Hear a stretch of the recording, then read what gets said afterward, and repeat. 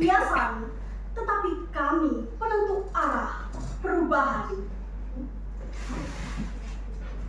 Saudara-saudaraku sebangsa dan setanah air, hari ini izinkan saya mulai dengan satu pertanyaan sederhana. Apakah suara kami hanya dibutuhkan saat ramai, lalu dilupakan saat keputusan diambil? Hadirin yang saya hormati, kami hadir untuk menuntut partisipasi tokenistik. Kita terjebak dalam distorsi komunikasi. Kaum muda hanya diberi panggung untuk bicara, namun diblokade dari akses kekuasaan. Berhenti menjadikan suara kami hanya sekedar komoditas. Kami tidak perlu validasi. Kami menuntut intervensi strategis. Jayatma, putusan khusus PBB untuk pemuda, mengatakan, resilience in the face of political risks. She demonstrated that the participation of youth is an absolute prerequisite for an inclusive democracy. Artinya, keteguhan dalam menghadapi resiko politik adalah dengan menunjukkan partisipasi muda sebagai syarat mutlak bagi demokrasi yang inklusif. Saudara-saudaraku sebangsa dan setanah air, demokrasi tanpa integrasi diskursif hanyalah inklusi kosmetik. Saat kaum muda hanya diberi ruang untuk bicara tanpa delegasi wewenang, sistem sedang melakukan tokenisme politik. Argumen mengenai kurangnya pengalaman adalah bentuk stereotip hegemonik untuk memelihara status quo. Padahal disrupsi progresif sejarah selalu lahir dari keberanian pemuda, bukan dari kenyamanan birokrasi.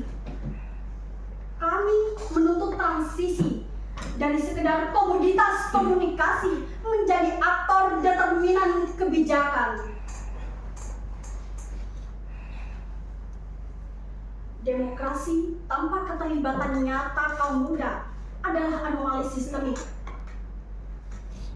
Saat struktur kekuasaan mengabaikan representasi generasional, kita sebenarnya sedang menyaksikan sebuah sistem yang beroperasi dalam distorsi komunikasi yang akut. Sebuah gerak tanpa arah yang kehilangan kompas progresivitas. Sudah cukup anak muda dijadikan simbol. Saatnya perubahan nyata dilakukan. Hannah Arendt dari Jerman, Amerika, seorang pemikir politik abad ke-20 yang sangat vokal memberikan solusi, mengatakan, liberty is only possible when your voice has the courage to appear in the public square, participate in dialogue, and to collective action with others. Artinya, kebebasan akan ada jika suara muda muncul di ruang publik, berdiskusi, dan bekerja sama dengan pemikiran kritis kolaboratif. Ada 3 langkah yang tidak bisa ditunda. Pertama, abolisi tokenisme. Libatkan anak muda dalam pengambilan keputusan. Karena suara tanpa eksekusi adalah manipulasi. Kedua, meritokrasi gagasan. Kami ingin ruang yang setara untuk gagasan kami diuji dan dipertimbangkan.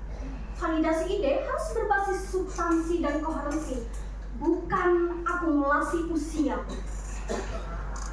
Ketiga, reaktivasi agensi. Pemuda harus berhenti menjadi objek narasi. Jadilah aktor diskursif yang hadir dengan pemikiran yang kuat, data yang jelas, dan keberanian untuk bertanggung jawab. Jika ada bangsa yang kuat karena sistemnya, jika ada negara yang maju karena teknologinya, dan jika ada peradaban yang besar karena peradabannya, maka biarlah bangsa ini melangkah maju dengan kompas peradaban sila keempat Pancasila. Kerakyatan yang dipimpin oleh hikmat kebijaksanaan dalam permusyawaratan perwakilan. Petunjuk ini memberikan kesempatan bagi anak mudanya dalam menentukan arah. Melampaui sekedar hadir dalam demokrasi, kami ingin menghidupkan kembali sistem yang mulai kehilangan arah. Kami tidak ingin hanya berbicara, tetapi kami ingin memberi makna pada setiap suara dan menjadikannya sebagai penggerak perubahan yang nyata. Hadirin yang saya hormati, demokrasi bukan sekedar suara yang terdengar, tetapi tentang siapa yang benar-benar diberi ruang untuk menentukan arah kebijakan. Dan realitanya, keberadaan kami masih sebatas eksistensi formal tanpa legitimasi fungsional. Suara kami memang terdengar di ruang publik, namun masih jauh dari proses pengambilan keputusan strategis. Padahal perubahan tidak lahir dari mereka yang diam, tetapi dari mereka yang berani mengambil peran. Dan hari ini, anak muda tidak lagi berdiri di pinggir. Kami melangkah ke depan, kami membawa gagasan, kami membawa harapan, dan kami membawa arah. Jean-Jacques Rousseau, seorang filsuf yang memikirkan